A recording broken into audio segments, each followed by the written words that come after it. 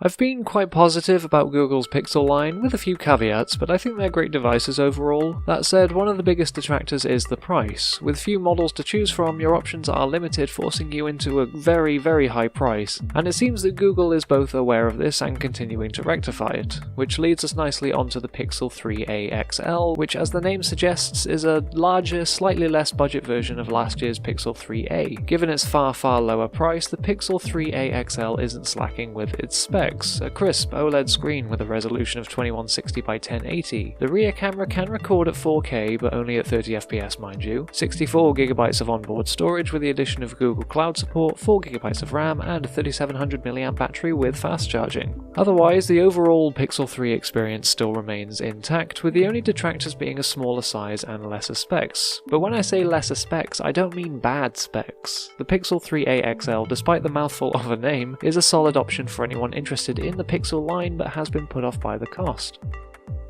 OnePlus has always been a bit of a niche. I've never known many people to own one, but those who do seem to love them, and looking at what the OnePlus 7 Pro has to offer, I can see why. Starting with the screen, we have a 6.67-inch Fluid AMOLED with a 90Hz refresh rate and a resolution of 3120 by 1440. Then you have the choice of 128 or 256GB of built-in storage, and either 6, 8 or 12GB of RAM.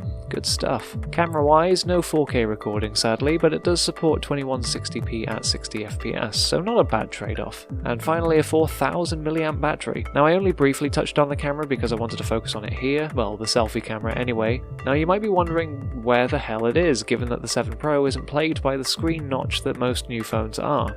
Well, it's because the selfie camera mechanically pops up.